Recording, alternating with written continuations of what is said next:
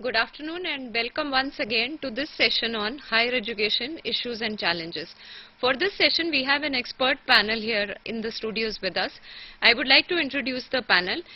We have Professor Sudhanshu Bhushan, Professor in Higher Education from the National University of Educational Planning and Administration, that is NUPA. We also have Mrs. Pankaj Mittal, Joint Secretary from the University Grant Commission, UGC. We welcome both of you to this presentation today. Today's topic is a very interesting topic, and I think this is one topic probably which is acquiring a lot of focus these days, because as higher education is getting more and more integrated into national development issues, also in the context of the changes that are taking place, namely privatization, globalization and liberalization of higher education. Higher education is somehow getting a lot of focus these days. Higher education needs to be much more responsive to development issues. It also needs to cater to the access and equity issues and concerns. There is also a problem of raising enrollments in higher education, because if we draw a comparative picture, we find that India is not in a very encouraging situation. So these are the kind of issues that we are going to take up today. Coupled with these issues are also concerns of quality, of accreditation and the implications of privatization and globalization on higher education in the Indian context. So let us start the discussion, and to begin with, I think we need to have a look at this entire issue which we call the access issue. But quickly before that, let us very quickly go through some presentations which have been made here. These are certain data which give us some idea about the concerns that we are going to address in today's discussion. So can we have the camera on these slides, please?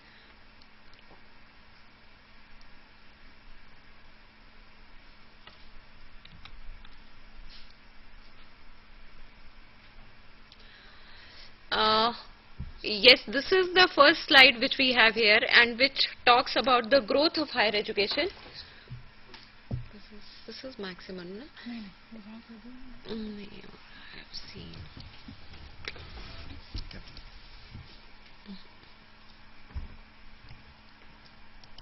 Oh, sorry. See, now we have a clearer picture here. In the year 1950, if we see the number of universities, colleges, teachers and students and compare it with the situation in 2006, there is no doubt that there has been a phenomenal quantitative growth here. Let us try to capture this and see that the number of universities from 25 has grown to nearly 400. The number of colleges from 700 has gone up to nearly 18,000. The number of teachers was 15,000, and now we have nearly 5 lakh teachers, whereas the students from 1 lakh have gone up to 112 lakhs. So this is the exponential kind of growth which has taken in quantitative terms in higher education scenario as far as India is concerned. Let us go on now to the gross enrollment ratios, and if we see comparatively, I'll just read out as we move from the right to the left. We have India there, and then followed by China, Malaysia, Japan, France, Canada, UK, Australia and then finally USA. So we can see that the enrollment ratios in a comparative picture, where does India stand as regard to not only US, which probably has the highest GIER, but even in comparison to countries which are like, China, Malaysia, Japan and so on and so forth. Now in the 11th plan, the plan which is currently underway, what are the issues which have been flagged in the 11th 5-year plan for everybody's consideration, for the consideration of the UGC? The Government of India is focusing for the consideration of the universities and the colleges, and for all of us to think about. The increase in GER from 9.01% in 2006 to 15% at the end of the 11th 5-year plan, which means that 5 years from hence, this is what is expected in terms of growth in the GER, and obviously this requires additional 215 lakh students in the relevant cohort to be brought into the higher education system. Now, how this is going to happen, all this is what is the challenge as far as tackling this particular problem is concerned. Increase in PG enrollment has to increase from 8% to 15%, whereas in doctorate and other post-PG kind of programs, the enrollment from 0.6 has to go up to 2% by the end of the 11th 5-year plan. As far as other issues are concerned, what are the other issues? Access, of course, we have outlined is a major issue, extremely important issue, but coupled with access is the question of equity also. In the equity category, when we look at the challenges, the kind of challenges which prevail there are to remove the barriers related to region, religion, gender, social groups and economic disparities. These barriers have to be removed in order to be able to bring these target population and achieve equity and also to enhance access. Now, disparity among social groups, if we further look into this, the GER for SCs is 6.3%. To catch up with the general GER level, 69 lakh additional enrollment over the plan period is required. Similarly, for the gross enrollment ratios for STs currently is 4%. In order to improve that and to increase that, we need to bring in an additional of 44 lakh students belonging to the category of scheduled tribes. As far as the male-female disparity is concerned, the difference in GER is to the tune of 2.3%. To attain parity, to overcome that, we need to rope in 151 lakh women into higher education. Now, this aspect needs to be further looked into. When these women belong to the social disadvantaged group, there is a double disparity. So, the case with regard to social inequitous groups is this also, that the disparity works in a double manner for them. First of all, for instance, women, and the second disparity is that you could belong to any of those groups which suffer from regional, SC or ST disparity also. So, the challenge is quite a bit here. This was a very quick recapitulation of certain kind of statistics which prevail with regard to the access and equity issues here. Just to kind of throw up the magnitude of the problem which lies in the field. But before we start any discussion on what exactly is the nature of the problem and what are the ways which are being proposed to overcome these problems, let us begin with a discussion on what do we mean by GER. Okay. Thank you, Poonam. GER, that is gross enrollment ratio, is the number of people, like we see what is the eligible population who can get higher education. That is the population in the age group of 18 to 24 years. So within that population, how many people have attained education or how many people have entered higher education, that we count as GER. Suppose there are 100 people in the age group of 18 to 24, out of which say 7-8 are pursuing higher education, then we say that GER is 8%. So right now, although you showed the slides in which the enrollment was increasing manifold, but when we compare it to developing countries, our GER is around 9%, whereas the GER in USA is around 57%. So we are very much low in comparison to other countries in terms of GER. So we have to increase GER in the country to match at least the developing countries. Dr. Bhushan, your very quick comment on the prevailing situation as far as the GER is concerned, and also if we match it with the existing infrastructure which is there. We did show a slide in which we have shown the number of universities and colleges, the number of teachers which have increased and so on. So, do you think that it will be realistic to meet the plan target as far as the GER is concerned with regard to the existing infrastructure which is there or which is being proposed, especially in the context of the finances which are there for higher education? Yeah. No, in fact, you have rightly raised the issue of raising gross enrollment ratio, or alternatively called the participation rate in higher education. and this at present is in the range of 9% to 10%. This was also the target of 10th plan, and which seems to have been achieved. Now, the important issue in 11th plan with respect to access is to increase the gross enrollment ratio from 10% to 15%. This means an additional, at present the enrollment is 10 to 11 million, and this means to increase the enrollment to 22 million. That means almost doubling the capacity of our educational institutions. How can we do this? How can we achieve this? This is a great challenge. Now, this is indeed a challenge also because in the last 10 years, at least in the decade of 90s and in the present decade, we observe that the per capita or per student expenditure in higher education, public expenditure in higher education, has fallen by almost 20% to 25%. So, the challenge is how can we increase the existing capacity when the public expenditure is already falling. And this challenge can be met by following ways. Government should increase the number of institutions wherever it is required to address the issue of regional disparity, to address the issue of equity, regional backwardness, etc. But at the same time, the private participation will have to be increased in higher education. There is no alternative to it, and proper policy framework will have to be laid down so that those private higher education institutions which can be for which there is a quality assurance system and accreditation system, those institutions will have to be allowed.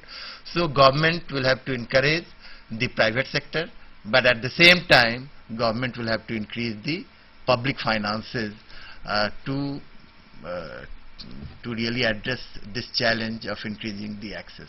Now, increasing the access, I mean, the absolute enrollment is a very high figure, 12 million in next 5 years. We have achieved 11 million in the last 50 years. So this is a challenge. Why is this becoming a problem? Is because in this age group, in the next 5 years, the demographic composition of population is changing. There are higher and higher number of population in this age group, 18 to 24, till 2012. But after 2012, we have observed that demography is not in favor of in this age group. That means in absolute terms, there is almost a stagnation in the population of this relevant age group. So achieving a GER from 15% to 25% in the next 5 years will not be a very difficult task, because now we have to increase the only numerator, not the denominator. That is the relevant age group. So this number, a very high number, is indeed a challenge, and this can be met with this strategy of greater private participation. Thank you, Dr. Bhushan. I would like to address Mrs. Mittal at this point here and ask her that we are confronted with a particular problem of wanting to increase the GER by the end of the plan period by another, say, nearly about, say 10%. I mean, if one has to put it like that, or maybe a little less than 8%, close to 10%. What exactly do you see the challenges here? Because when we are talking about access, we also cannot ignore the other part of it, which is the equity issue. So we need to address access both in terms of access, in terms of other general type of a percentage, and also with regard to particularly the disadvantaged groups, and there also their GER we have already stated statistically. So what do you think will be the problems when we talk about increasing overall the GER by the end of the plan period? See, as Dr. Sudhanshu has also said, to increasing the GER is of course a challenging task, but we are following a three-pronged strategy during the 11th plan to tackle this problem. First, to increase the number of institutions, universities as well as colleges, and both in government sector as well as in private sector. Second, to increase the intake capacity of the existing institutions. We are telling each and every institution, we have launched a special drive to tell the universities as well as colleges to increase the intake capacity, and whatever funding is required by them for increasing the intake we are going to fund.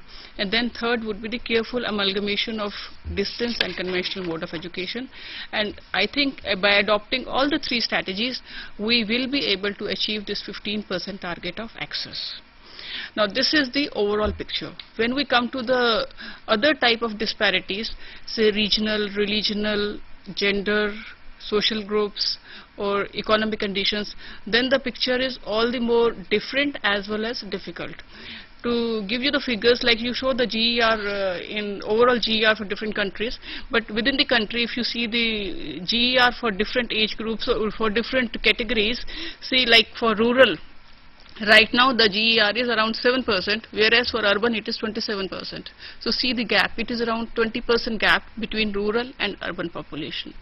Similarly, male female, if you see, right now male GER is around 15% and female it is 11%. So around 4% gap. If you go to religional groups, various religions, then you say that around 8% is the GER for Muslims, 12% is for Hindus, and for others it is around 30%, which includes Christians and all the other religions. Most important is social group disparity. Like for scheduled caste, right now the GER is 7.5%, scheduled tribe it is 5%, OBC it is 11%, and if you exclude all these classes from the general category, the GER for others is around 24%. So there is a huge disparity between the GER in various social groups. And of course poor, non-poor, there is a very very big gap in GER. Poor we have further subdivided into rural and urban.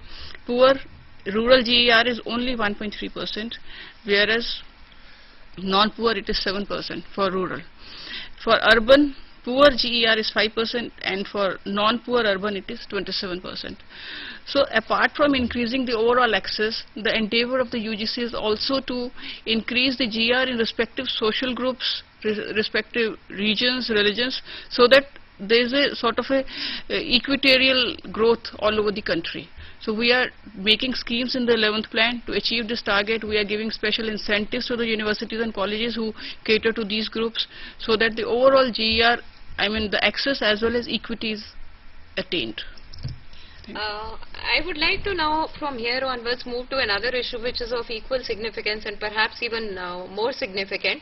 When we talk about access and equity, we also have to think about the quality issues involved. Basically increasing quantitatively the numbers, either in terms of the universities, colleges, teachers or students, in itself has not much meaning unless the issues of quality, and not only quality but quality with relevance, are addressed. In the last years that higher education has developed, we have noticed that this is one area where still a lot of work needs to be done. And then when we are talking about specific groups to be brought into the fold of higher education, we also need to make it meaningful for them. Otherwise, the first fallout is the gap between employment or meaningfulness in education and higher education which is being offered. So what exactly do you think are the areas in terms of quality that need to be tackled? Then also we have problems about accreditation. We also have issues related to the to NAC. The kind of things which are going on there, and not everybody is coming forward for getting assessed in terms of quality. Not only that, what goes on in the classrooms and so on and so forth. Also, these are issues which need to be addressed seriously. So, Dr. Bhushan, would you like to comment on the quality issues in higher education? No, in the course of developing the 11th plan, UGC has initiated some of the research schemes, some research proposals, and one of the proposal was looking after the quality gaps. An important finding is that we have a very serious quality gap in terms of different A+ or A graded institutions by NAC and the B graded institutions and the C graded institutions. And the percentage is roughly 26 under the A grade institutions, and there is a very high percentage of B and C grade institutions, and these we can call a quality gap. Now but one of the important manifestation of this quality gap is in fact the skill shortage. And the approach paper of 11th plan very clearly mentions what are the emerging skill shortages, and it has quoted NASSCOM McKinsey report, according to which there will be a shortfall of 5 lakh suitable professionals, and which represents an opportunity cost equivalent to $10 billion. And there are other IT and IT related sectors where there will be a need for 1 million plus qualified people in the next 5 years, and it will have a capacity to generate export worth $86 billion by financial year 2012. So the issue of quality is basically the issue of skill shortage, the issue of relevance of higher education, and this is being pointed out in the 11th plan approach paper.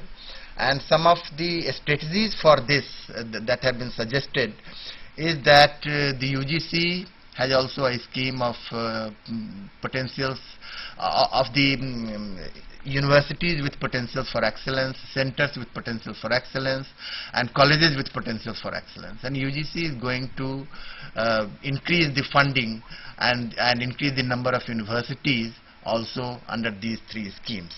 So this is one way in which this issue of quality is going to be addressed in the 11th plan. Another way is, as this approach paper mentions, that in every state there will be one state university which will be selected as a nodal agency or nodal university, in which there will be a contribution by the center as well as by the states to increase the quality, to act as a nodal centers. And there is also another strategy of picking up some of the good state universities, if not all, then some of the select state universities, and to convert it into the central universities. These are some of the schemes which have been mentioned in the 11th plan approach paper. But UGC has also lots of schemes under quality and excellence, and one of the important interventions is with respect to the teacher. There is a faculty improvement plan for the teacher, there is an increasing research funding for the teacher, and there is the provision for orientation programs in the academic staff colleges for the teachers and for the development of e-materials.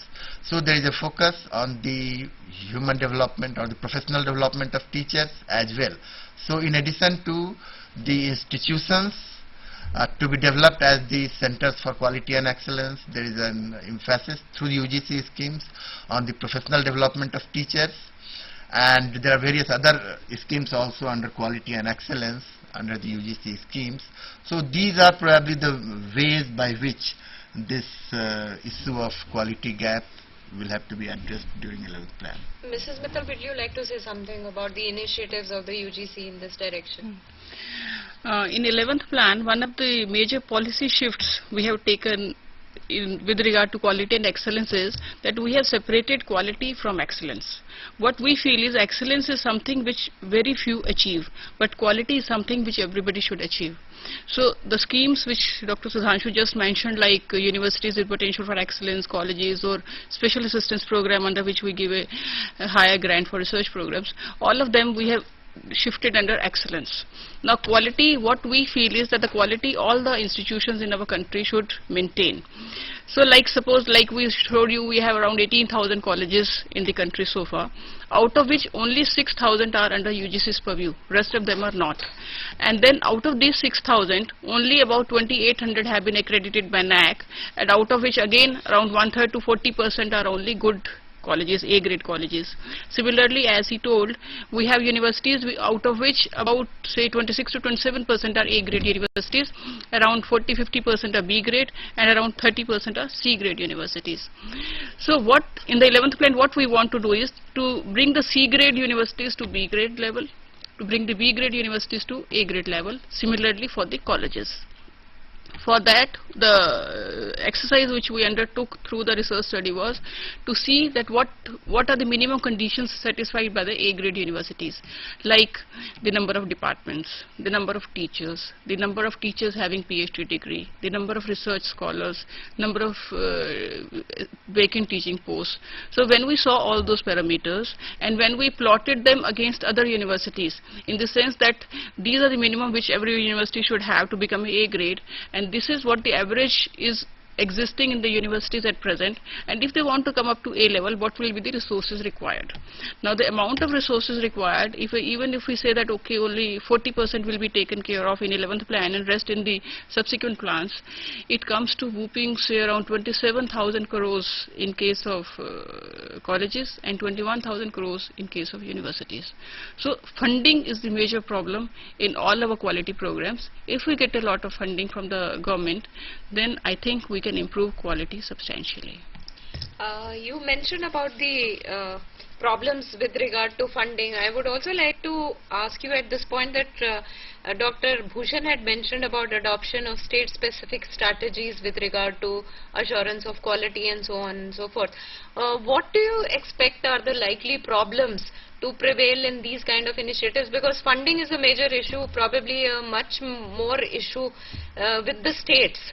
So what are the likely problems which are expected to come up, even in terms of coordination, even in terms of management of these structures and so on and so forth, which are supposed to bring in quality and which might face certain problems? How do you see these problems prevailing at the state level?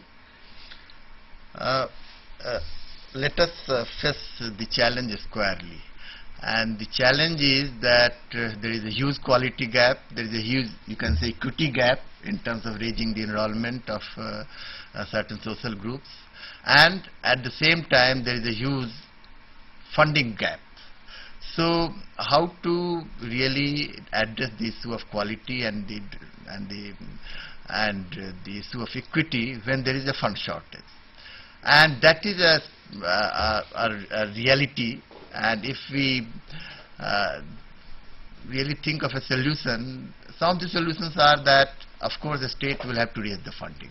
The kind of funding requirement was just now told by Pankaj Mittal, and he said something like 40 to 50,000 crore will be required to address these gaps ideally.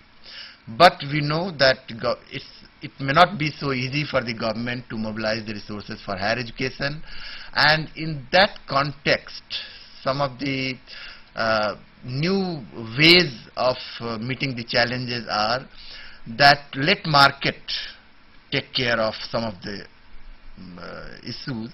For example, institutional finance will have to be increased. There is no way out, and therefore institutions will be asked to increase the resources from the internal sources, from within the colleges or from within the university. So in this way probably 10 to 15% or 20% of the resources can be met. There is another way in which, for example, the loan scheme in most of the developed countries and in some of the developing countries also, there is an extensive loan scheme, not purely market-based loan scheme, which is in any case prevalent in India, but a loan scheme which can be supported by the government, in which there can also be a scholarship scheme, there can be waiver of loan in the case of the poorer sections of the society, and after achieving certain income that an individual or a student can pay back the fees for which the student has taken the loan.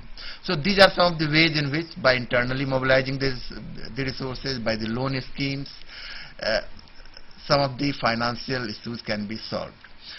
But the point is, at this juncture, when the state is not able to meet the total funding requirement, I think we have to tune our system, orient our system to the market requirements.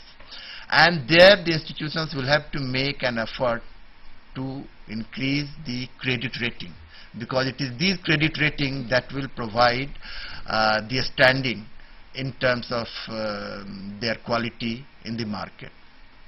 At present, In India, as we know, that there is only one institution called National Assurance and Accreditation Council, which has accredited roughly 3,000 colleges and some probably 120 or 30 universities.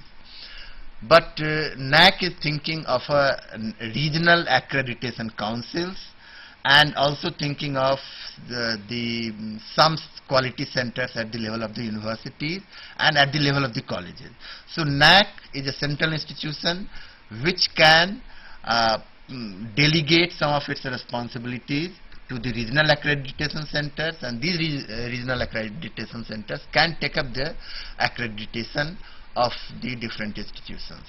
Accreditation is the process by which institutions can themselves think to upgrade the quality, to increase the resources, and to increase the teaching learning environment, or to improve the teaching learning environment.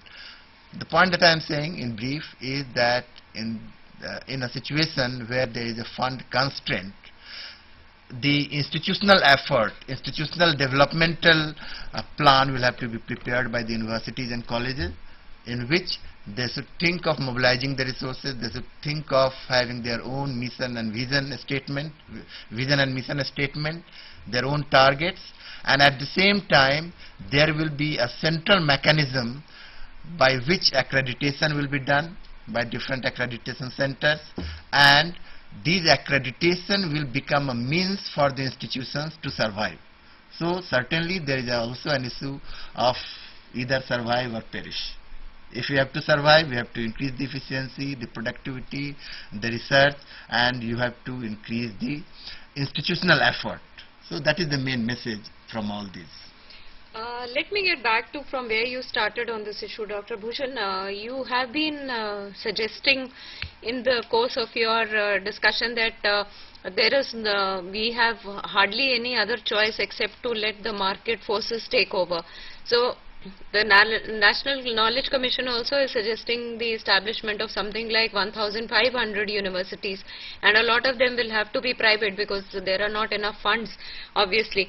Now the issue of letting higher education to prevail in the domain of the market is also in contradiction with the equity issues that we are talking about. Not only is it in a way at contradiction, because obviously market does not promote social equity, because there are no, that has been the experience from a lot of countries also, that social inequitous groups tend to be thrown off further at the margins rather than finding a place in the mainstream. Then there is also this question about the kind of programs which are offered and promoted by the market. When we have an objective of increasing PG enrollment in the 11th 5-year plan, we also have an objective of promoting postdoctorate research and so on. Our experience shows that wherever there are private universities, the kind of programs which are being promoted are the ones which are in total synchronization with the demands of the market. So there is a dichotomy here which is being experienced, and in case this trend is allowed to strengthen, don't you think that there is going to be a dysfunction between the overall objectives of higher education at this point? Yeah, when I'm saying that institutions should reorient themselves toward the issues of quality and excellence, I do not mean that there should be a free market forces. All that I mean is that a state has a primary responsibility, UGC has the responsibility, a state through plan funding, through its own targeted programs and the schemes, it can make its own effort. But at the same time, and a state should also come out with a policy guideline for the private universities or for the private institutions, namely only accredited institutions, highly accredited institutions should only be allowed to operate. So if that kind of a policy guideline is given, then it is possible that we can promote the private participation, but private participation of only quality institutions. So there will not be much conflict. So far as the issue of equity is concerned, government will have to make a targeted effort, targeted schemes and programs to address the issue of equity. My point simply is that given the fiscal shortage, what is the way out? The way out is that a state will play its own role, but allow private players also to operate in the market with a control framework. A control framework in terms of the admission, in terms of the fees policy, and in terms of the quality or the accreditation. So if these three control frameworks are in place, which unfortunately at present is not, but for which there has been a discussion, a draft bill has been prepared but has not been enacted so far.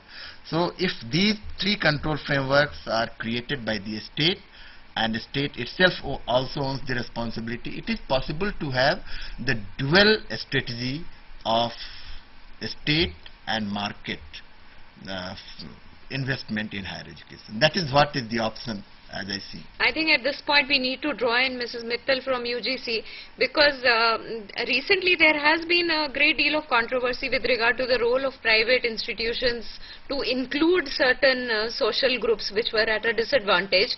So with your experience in the UGC and vis-a-vis the private university, let us see that where do these issues that we have been debating about stand. I mean, what is it that the private universities have done or not done and they need to do and UGC needs to do, so that the 11th plan perspective moves ahead with all its considerations in place?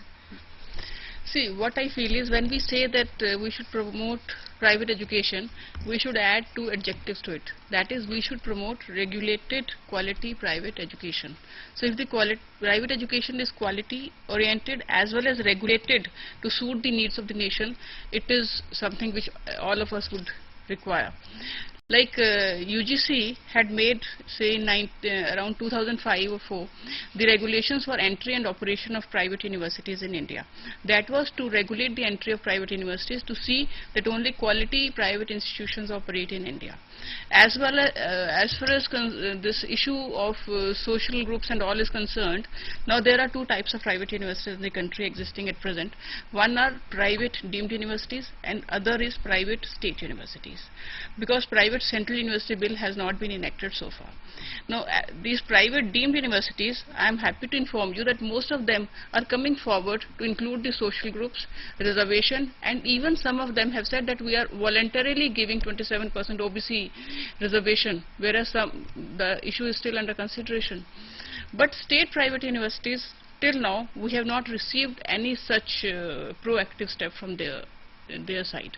But private deemed universities, of course, are entering into this arena, and if we regulate the private universities and if we say that the degrees and all will be approved only if, in addition to, say, profit making or giving quality education, they also fulfill the obligation of social groups or regional groups, or all those obligations also they fulfill, then only they will be allowed to operate in private area, then I think we can achieve the objective. At this point, I think we would like to request the regional centers, the learners at the regional centers, to start dialing in. I think we are ready to take questions. While we wait to hear from you, we will continue with our discussion, and I would like to request Dr. Bhushan to throw some light on the wider issues of privatization and liberalization which is taking place in the context of higher education in India. How India is gearing itself up to prepare for GATS. What are the kind of changes which are taking place, and what are the implications which are likely to take place with regard to the discussion that we have had so far? I mean, with regard to the social disadvantaged groups, with regard to the role of the state and also the UGC in the context of these changes which are being envisaged and which are coming up, which are almost at the doorstep now. Now, the issue of GATS, that is General Agreement on Trade in Services, which was established under WTO on the 1st of January 1995.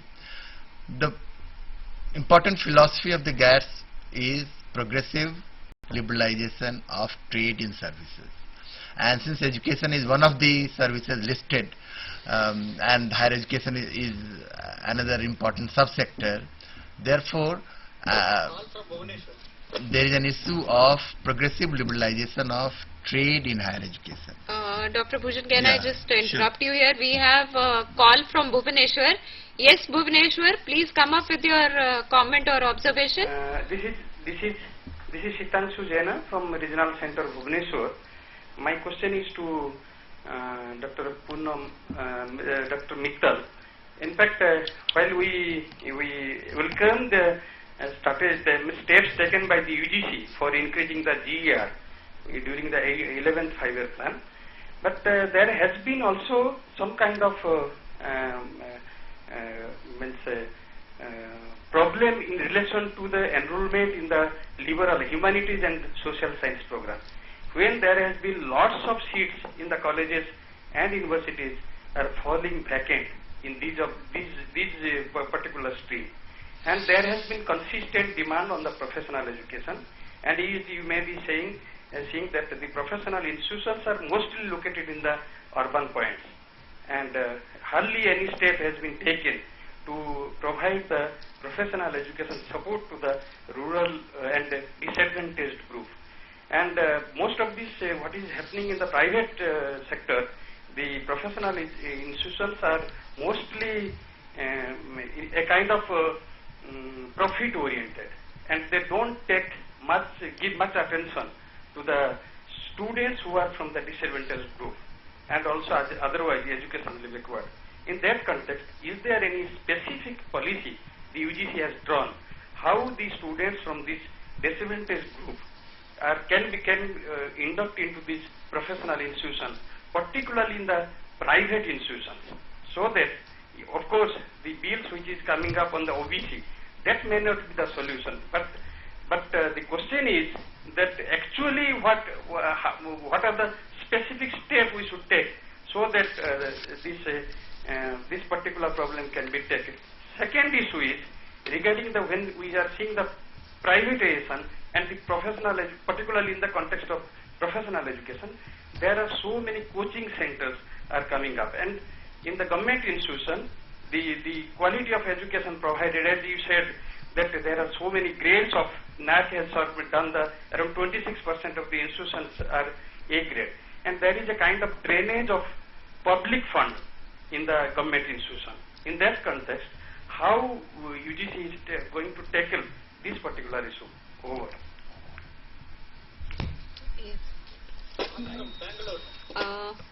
We have another call coming from Bangalore. Yes, Bangalore, very quickly we would like to have your comments or queries. Yeah, namaskar. I'm Dr. Subindra here. There are 8 participants taking the program, and the teleconference is fine. Thank you, Dr. Sudhindra, for that feedback. Yes, Mrs. Mittal, would you like to respond to the questions from Bhubaneswar? See, it is true that most of the private institutions are in professional education only. But I just told you that most of the private institutions, especially the deemed to be universities, they are having reservation for SC/ST students. So, since they are conducting professional courses and they are having reservation for SC/ST students, they can approach those universities and pursue whatever courses they want to study. But when it comes to private institutions under the state universities, that is state private colleges, then the rules of the state governments are there, and whatever reservation policy of the state government is there, that is operative over there. So that the state governments can take action. And as far as professional courses in general universities is concerned, we are launching special schemes in the 11th plan to introduce professional courses for women as well as for various social groups in various state like government funded universities. Yes, Srinagar. I would like to draw the attention of our resource persons here. We have a Srinagar Center on EduSat. We can actually see them here also, unlike the other centers. Yes, please go ahead. Hello, I'm Dr. Khan from Srinagar. I have a question to panel. We are talking of quality and higher quality and excellence in higher education. Huge infrastructure of college, university, and other professional institutions. Practically, we are seeing that the institutions are not up to mark, and we are not importing, or we are not getting the results of institutions with excellence. If we compare ourselves with international level, here we are seeing we are lagging far behind. My now suggestion is that irrespective of universalization of the education at higher education level is better to concentrate upon only a few number of institutions and make them at par with international level so that we can produce the results which will be beneficial to our country. Thank you.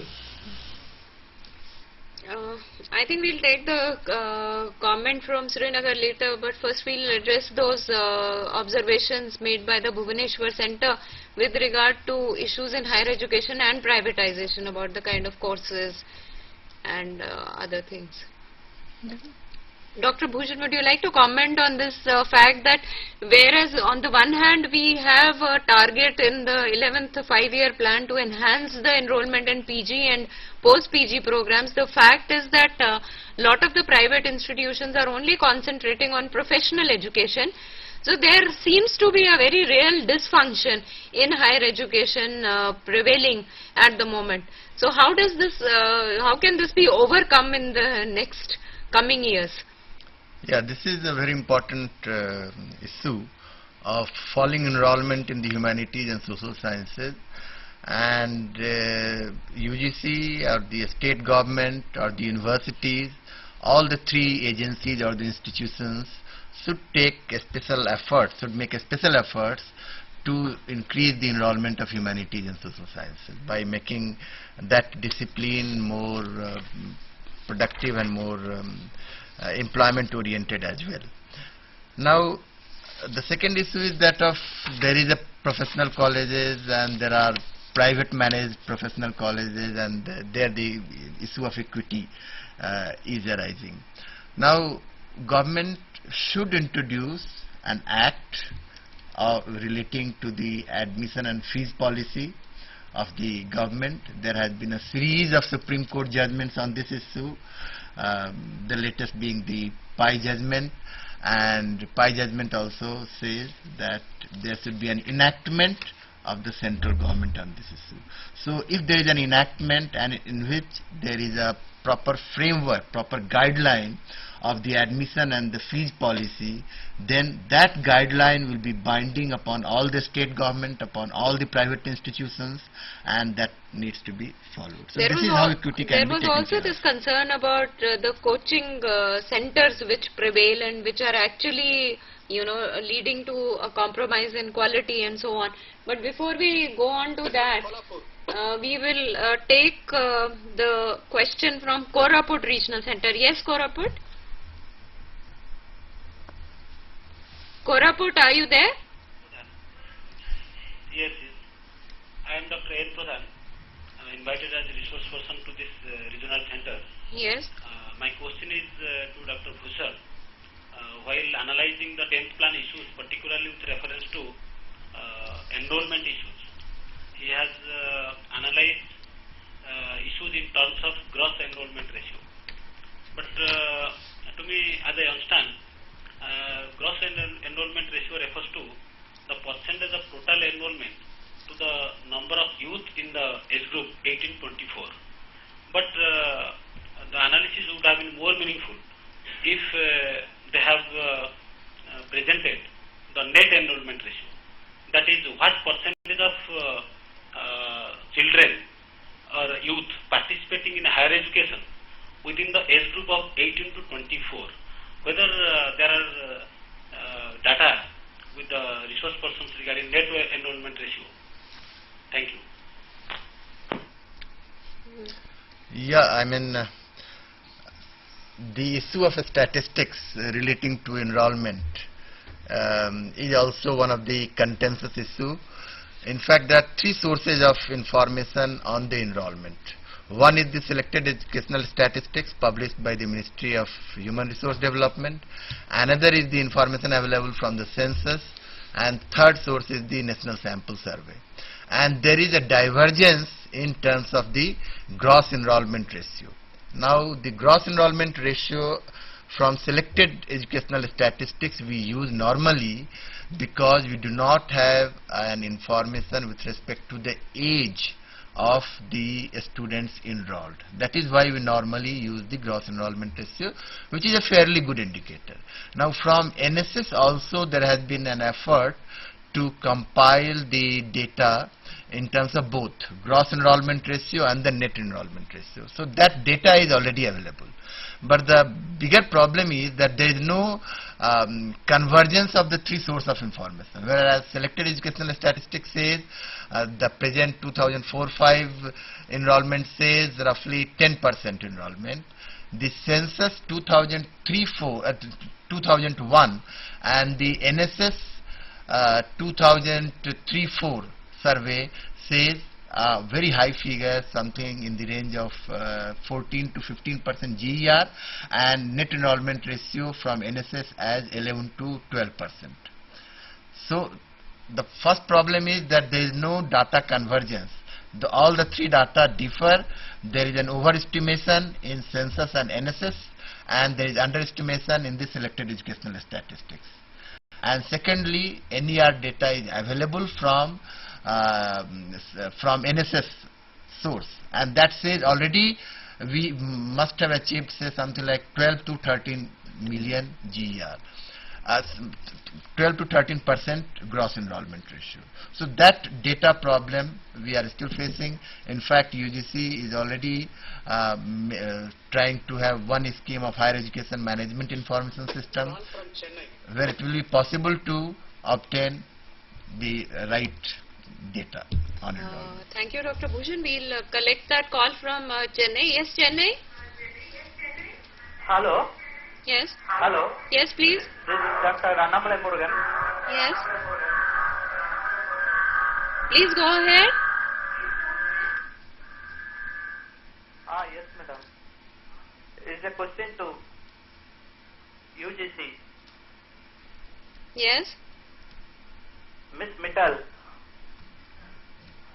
Madam, you have been saying about the quality in the education institution to be improved, but the parameters what you are saying for the UGC net qualified lecturer is totally differing up.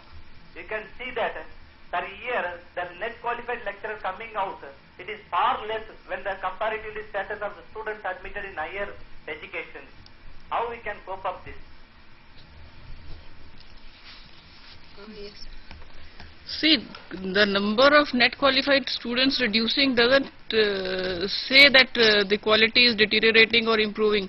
The net result, generally it is about 3 to 5%.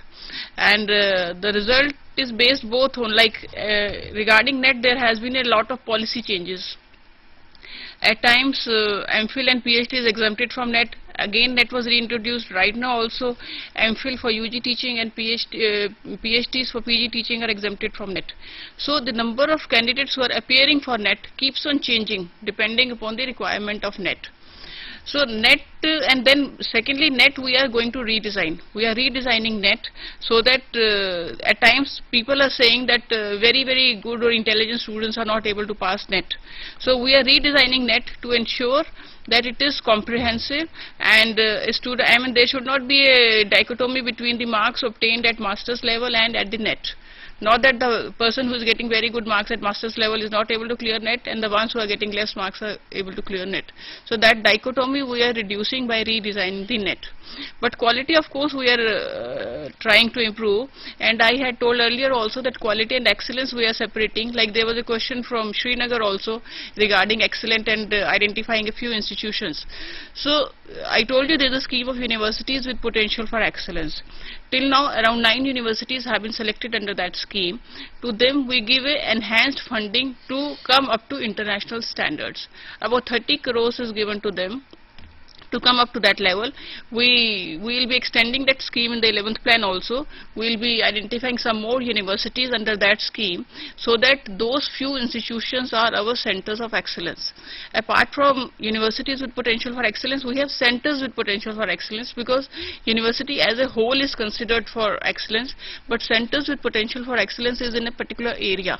If in a particular area a university is showing excellence, we select it under that program and then give enhanced funding for that particular area to further improve it. Apart from that, we also have colleges with potential for excellence. Right now we have around 97 colleges under that scheme. So those colleges also we give enhanced funding. So our target is both quality on the one hand for everybody, excellence on on the other hand for very few who have the potential. So that we are already doing. Dr. Bhushan, this gets me to issue which has been there for in the past and which still continues, and which is also in a way related to an observation made by the Bhubaneswar Regional Center. On the one hand, we have all the time promoted pockets of excellence in a sea of mediocrity. I mean, this is one adage that we've grown up with. You know, in higher education, we have pockets of excellence amidst a sea of mediocrity. On the other hand, there is also this issue of new private universities and so on coming up only in urban areas. So there is again a problem here, whereas we are promoting centers of excellence, but they do not get into that cascading effect, or that multiplier effect is not there, which was expected out of them. And then whatever new is being established also gets confined to only urban areas. So both these together further serve to leave out a lot of population out of reach. So what do you have to say to this kind of a strategy which has been there and which is currently also prevailing? Yeah, this is true that the role that central universities were expected to play, they will, as a catalyst for change, probably could not take place, and there has been an outgrowth of institutions and students in only urban centers. There has to be, the only way out of this is that there has to be a targeted and focused approach of the government of developing colleges and universities in the backward districts. In 10th plan there has been a scheme, and this scheme under UGC is called the Focused Development of Universities and Focused Development of Colleges. Under Focused Development of Universities, UGC is providing increased fund for the young universities and also for the universities in the backward regions. So through these targeted approach, UGC has been trying to address this issue. Dr. Mittal, would you like to comment on this? Yes, and then like he told about backward universities and colleges, we had a scheme in the 10th plan to address this issue, but like we keep on changing our perceptions also. Suppose, like for instance, in 10th plan, the definition we used for backwardness was literacy rate.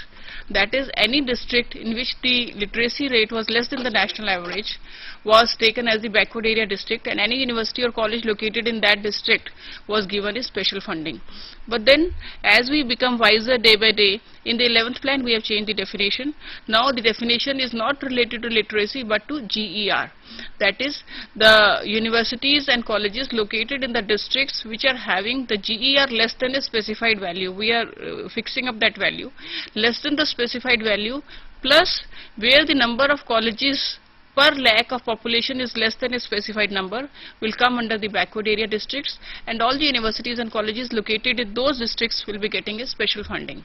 Apart from this, we will be giving special funding to young universities which are still to come up to a mature level, and then to old universities which are about more than 100 years old, to say for buildings and all, they need funds to renovate the buildings or for equipments, so that will be giving a focused funding. Thank you, Mrs. Mittal. We would like to hear Chennai Regional Center. Chennai? Hello. This is Tamil Maran calling from Chennai Regional Center. Just now we are discussing about the ruralization of, that is the higher education centers being taken to the rural areas. When we see practically, it is not possible to take especially the professional courses to the rural areas, all the professional courses. But certain courses like agriculture, veterinary sciences, which are more beneficial for the rural sector, can the higher educational institutions, especially the postgraduate courses in these fields, can be taken to the rural areas. And the practical difficulty among the people who really deserve from the rural area to come over to the urban places, they don't even know the way of applying to this institution and how to proceed, especially when you take the private institution. You say they even come forward, volunteer for reservation to the socio-economic groups. In such situation,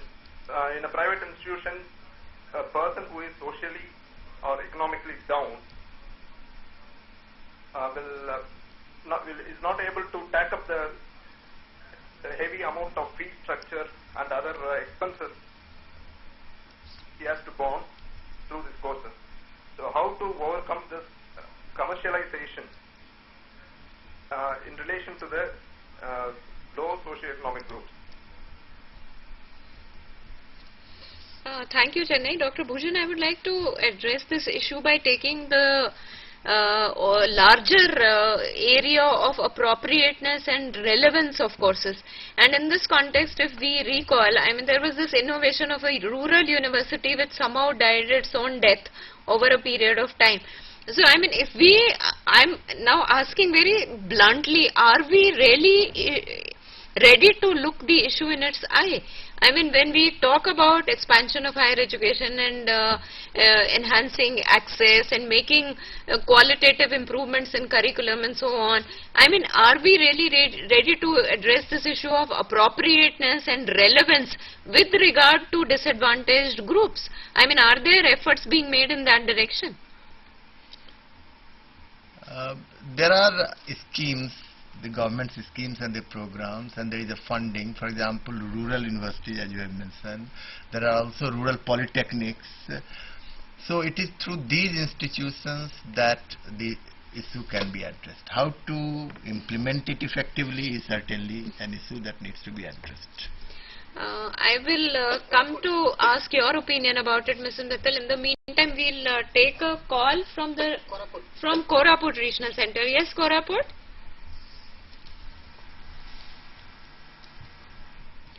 Koraput Regional Center? Koraput, are you still there? I think there's some problem with regard to that. Now, Mrs. Mittal, as we were discussing, very specifically, we would want to know the initiatives of UGC in this direction, especially with regard to rural areas, appropriateness and relevance with regard to the disadvantaged groups that we have been talking about. Yes, I think we'll take that call from Bhubaneswar before we proceed. Yes, Bhubaneswar?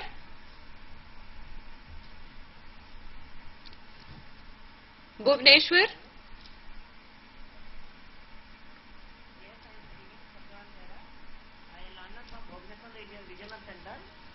Actually, my question is to Dr. Mittal. Dr. Mittal. Yes, go ahead. There is no professional courses or like training courses for the institutions of higher learning. Okay. Except this PG diploma in higher education. Whether the UGC has some plan to give preference or weightage for the these diploma holders in higher education. And my second question is, for the lectureship NET is compulsory, whether the UGC has any plan to give more weightage or exemption for the candidates having higher qualification like PhD and MPhil.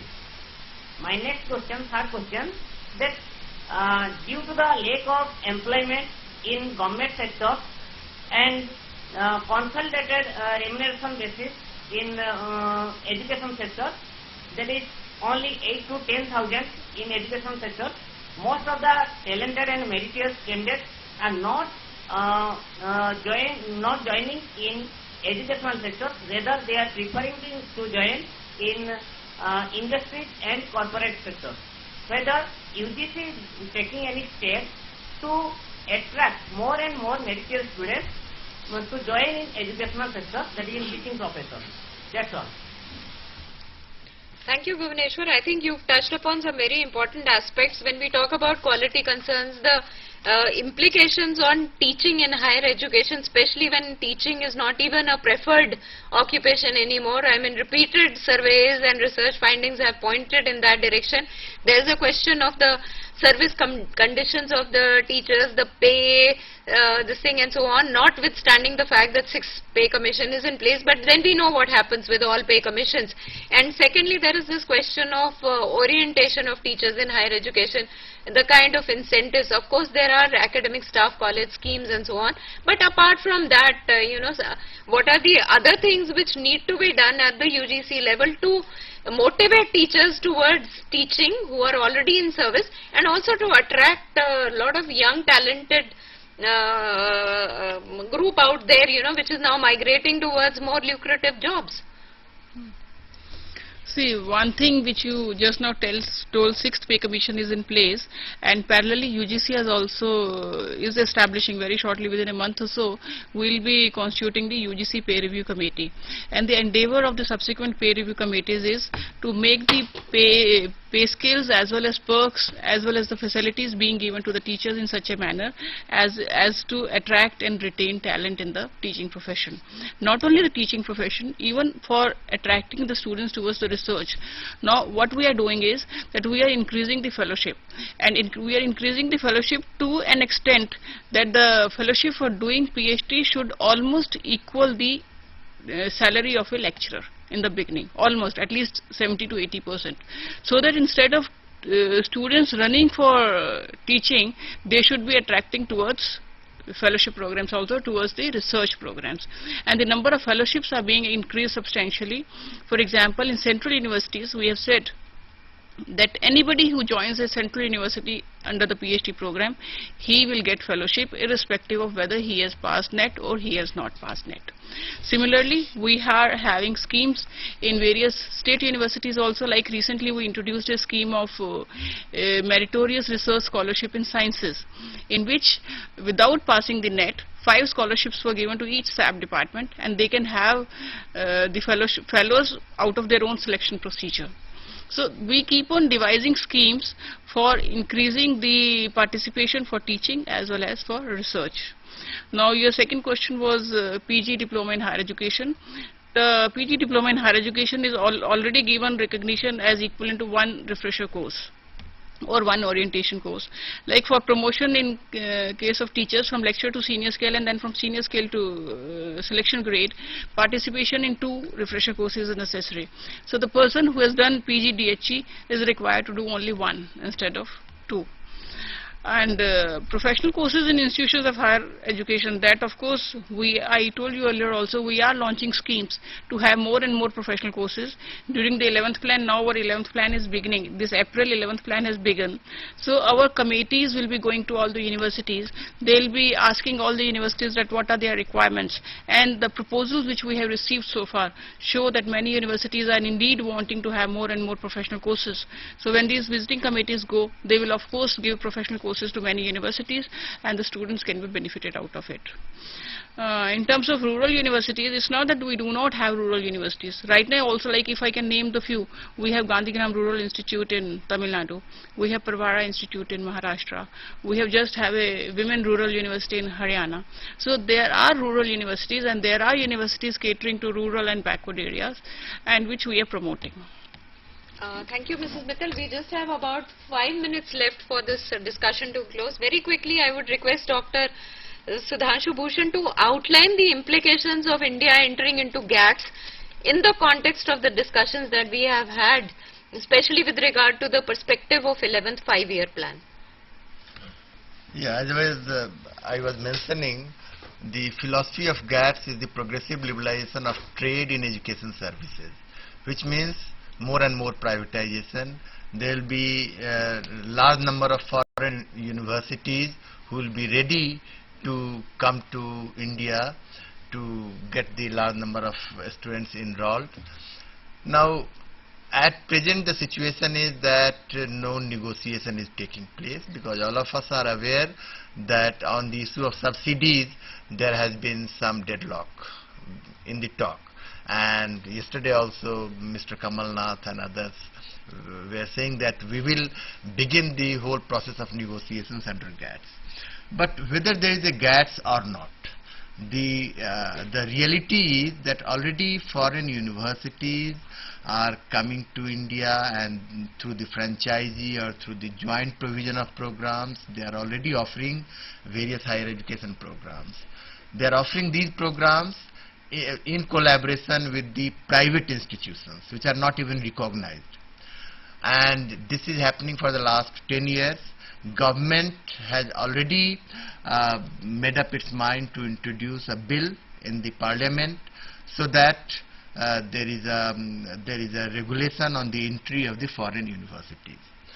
The point is that there are two ways in which the foreign universities can be really accommodated, or the GATS framework of liberalizing higher education can be accommodated. One is that foreign universities should be invited, but they should be put under surveillance, they should be put under control framework and under the monitoring of the UGC or the AICTE, so that they do not commercialize our higher education system. So this is the one way through which foreign universities can be promoted. The second way is that there is nothing wrong in promoting great networking, higher networking with the foreign universities, partnering and collaborating with the foreign universities, and creating a sense of competition and upgrading quality of the higher education institutions. So both the ways should be promoted, one under the control framework and another by universities themselves taking initiative for greater partnership and collaboration. So these are the ways in which this issue can be tackled. Thank you, Dr. Bhushan. I think we've just come to the end of this discussion. Now the findings are very clear here.